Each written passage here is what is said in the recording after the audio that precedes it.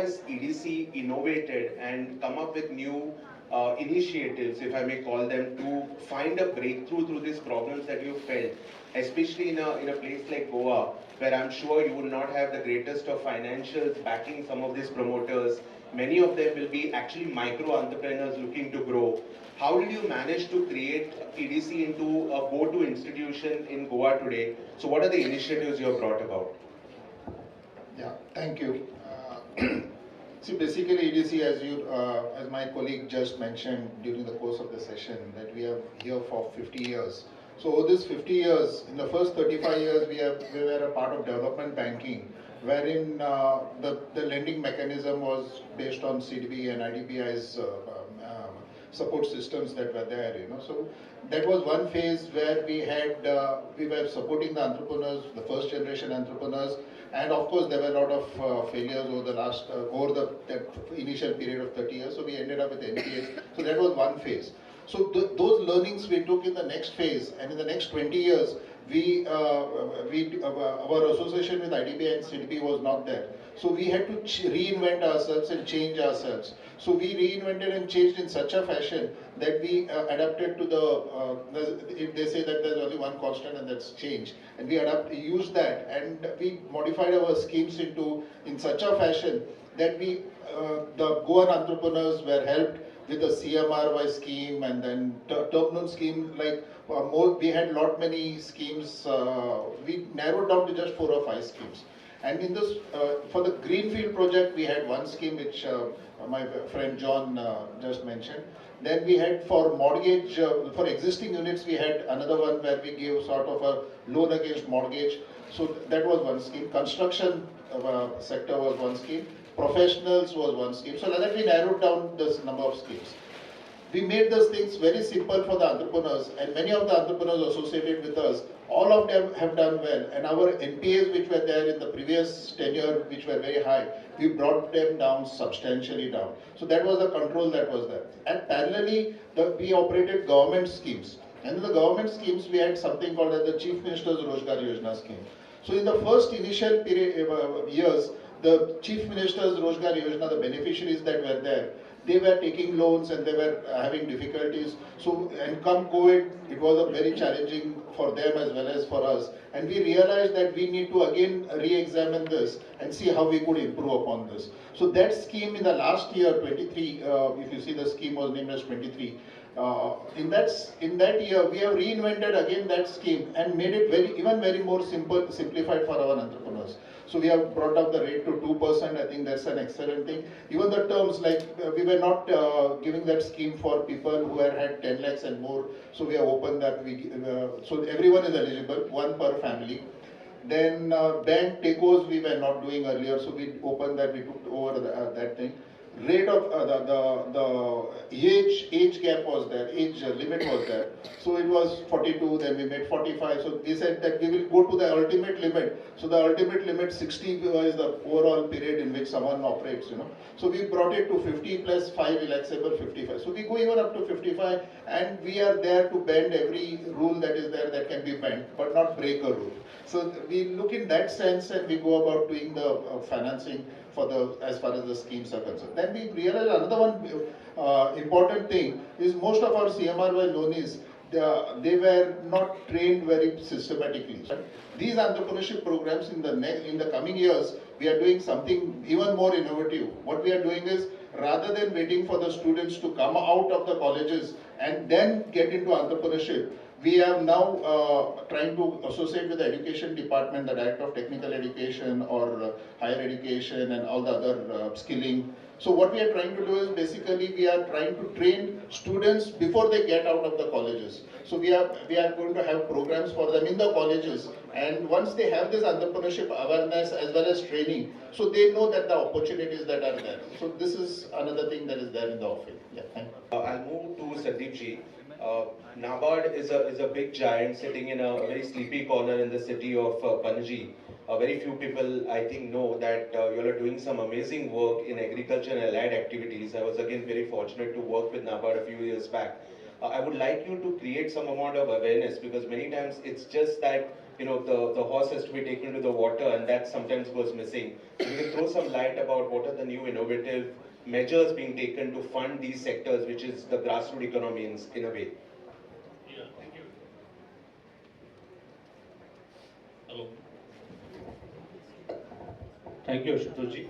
So I would like to start with telling that we are actually working in the rural agriculture and rural development ecosystem as an enabler, facilitator, and in close collaboration with all the stakeholders, like of course state government and government of India departments. So, and we are also having interventions at multiple levels. For example, if I talk about financing, then we are mainly financing state government for creation of infrastructure. So many of the states we have supported the required or enabling infrastructure for, say, for example, construction of ITIs or machine room, tool rooms, or other such infrastructure to state government. Which in a way indirectly, leading to this MSME development in that particular area of geography. Second thing is that we are having many developmental interventions as a grant-based support to various agencies. Uh, my previous speaker, Ms. Bhavya Sharma, she was showing one slide where she quoted one statistic that almost 91% of rural women are in unorganized sector. So you'll know that the history of self-help groups. So our focus is very much in addressing that issue, that how to formalize that huge potential entrepreneurship spirit available, particularly in rural areas, and how can we graduate those primary sector, agriculture sector is employing so many people. How can we graduate them to secondary, that is manufacturing or services or micro enterprises?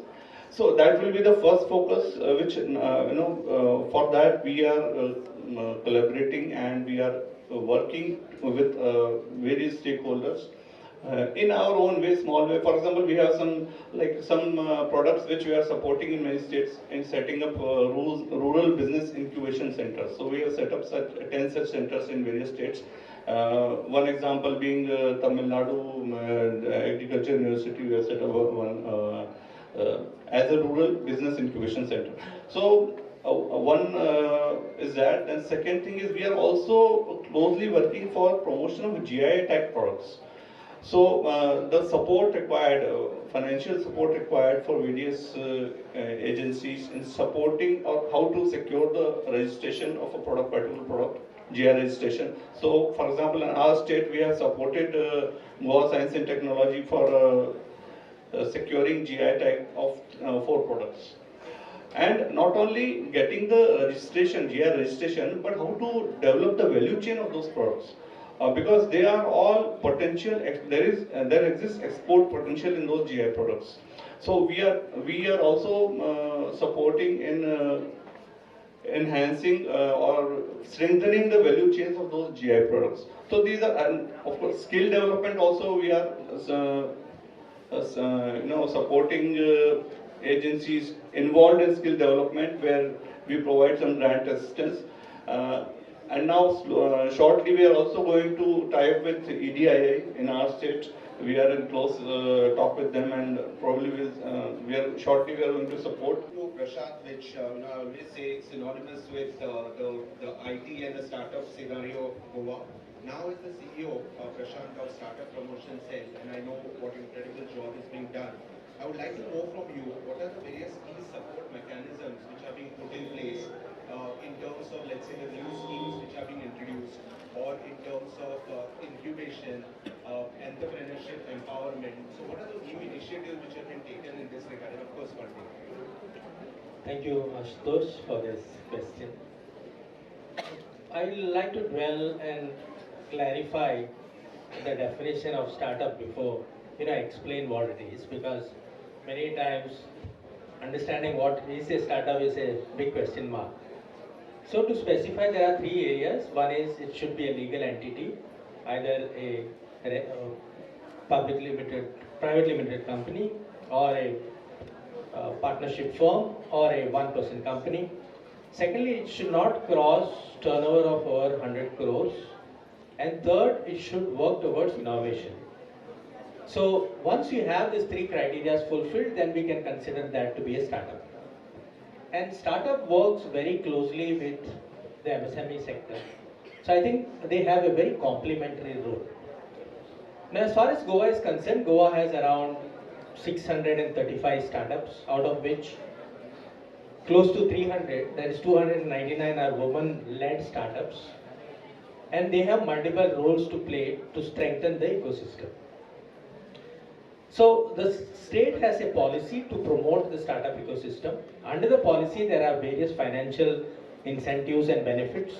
Many a times at a very early stage for a startup to get funding becomes very difficult.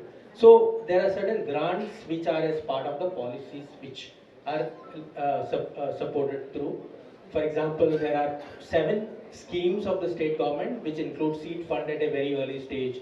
Then if you are employing local employees, technical people, then you get reimbursement. If you're working out of a co-working space, you get reimbursement. If you're working out of your own private space, then again you get reimbursement. If you're doing some R&D, you get reimbursement.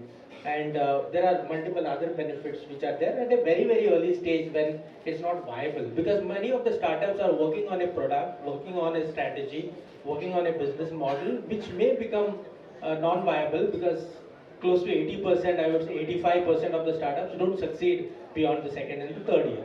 So, but they make a huge impact. So that is why the policy is there. The first incubator in Goa was started by Mr. Mangesh Pairaikar when he started the Goa IT Incubation Center when he was part of Goa Chamber of Commerce and Industry.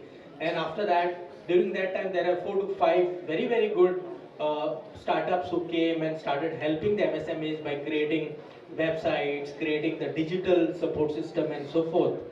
Then after that, there was another incubator I was associated called SIBA, which basically, like one of the success stories was a company called Transer Technologies, which got sold for 100 crores last year, got acquired for 100 crores last year, based in Pato Panjim.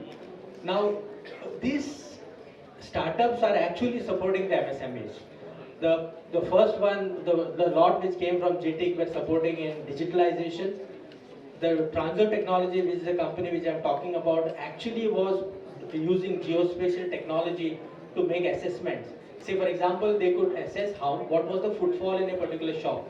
So if somebody wanted to set up like a restaurant in a particular area, they could do a study and see like what is the footfall in that particular area, at what time the people used to come.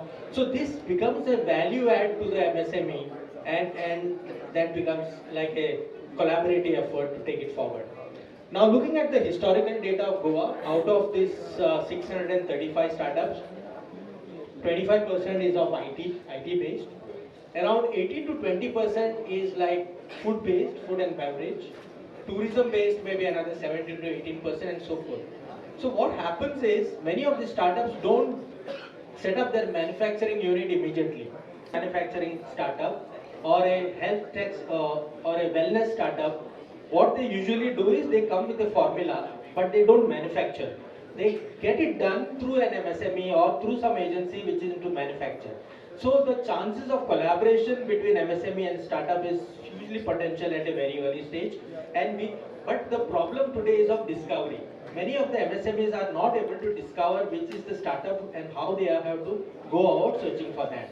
For that, we are facilitating that discovery. Recently, we had the Goa Market Access Program, which the Honorable Chief Minister launched and inaugurated. During this program, we had an opportunity for the startup to showcase their solutions to the industry as also to the government challenges. So these are some of the ways which we are supporting the startups to interact closely with the MSME sector and support the MSME sector as a whole. Thank you, Prashant. Which means that we are creating an ecosystem in Goa which was long overdue. I now move to Mr. Albert. Sorry to come to you last, but I think I've come to you at the right time in the presence of the dignitaries now. I've been hearing a lot of nice things about SIDBI, and in terms of especially machinery financing is one of the things I've been hearing of, that you've been coming out with a few very innovative products So if you can enlighten us and the audience in terms of what are those new initiatives which are brought in terms of funding MSMEs, it will be nice for us to know. Thank you, Ashutosh.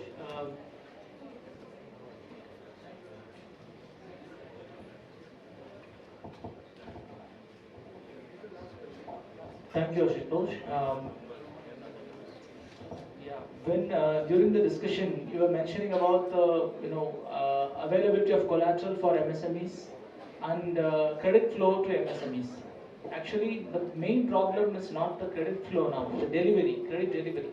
So we have in the last 5 years we have digitized the entire credit delivery process from the application to documentation. In other states, even the documentation is executed online. So from everything is done online, and we have a digital tool where the major problem for MSMEs are one man show. Most of the MSMEs are one man show. So for them to submit applications, comply with all the guidelines, it becomes a problem. So what we have done is, we started extracting information without, giving them much of a pain. So what we are doing is, while uploading the information, their IT returns, we pull data from GST, we pull data from their bank statement. So we have a fixed code where there is a rule-based engine. This rule-based engine analyzes the loan repayment capacity and the loan, the viability of the project and the credential of the promoters. Everything is being analyzed without troubling the promoter. So within one day we are able to sanction loans. And the loan is called express loan, which is a straight through processing. It does not have any manual intervention. So within one day, loans up to 5 crore are being sanctioned. These are term loans. And we have a product called speed loans, where machinery up to 15 crore are being sanctioned within 7 days without any collaterals. So these are the ways. The credit, we are focusing more on credit delivery, and there is a scheme called GST Sahay, where we are able to provide around 50 lakh working capital immediately, OD facility, revolving line of credit. It's a app-based discounting system where they can borrow once the limit is sanctioned, they can upload their GST invoices, GST receivables to that to get because we already have credits platform. We have developed RXIL for the credit delivery. So we also increase the CGTMSC limit. So these are the ways we are digitizing the MSME credit flow. By enhancing that, we'll be able to deliver, because MSME don't want loan, just want the loan. They don't want the loan immediately. They want it fast. If you're not able to give them, they'll go to other banks, but you have to tell that we'll be able to give or not. So that's where credit delivery works. Thank you. Thank you, Mr. Albert. So just closing remarks. I think there are two very clear takeaways from here. One, all the organizations here are trying to find out the best ways and means possible to provide better access to funding to the SMEs as well as startups. In addition to that, creating an ecosystem where I think growth and enablement can happen. And another thing which came out from this of this panelist as well as from the Bank of India gentlemen is that there is a lot of focus on digitization, making better experience felt rather than the person, the MSME owner coming to the bank several times and trying to get the loan. A lot of things are happening online and a better experience is provided. For paucity of time, I would like to wind up the session here. I sincerely thank all the panelists for coming and sharing their views.